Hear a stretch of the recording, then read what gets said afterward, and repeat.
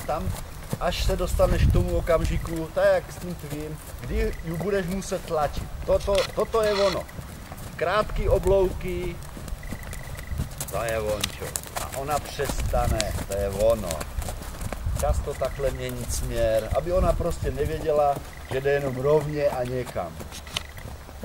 Tak, to je paráda. A holeň, už přidej tu holeň. Tak.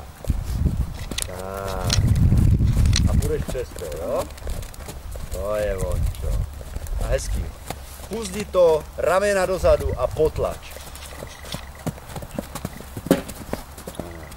Pochvál. To je ono.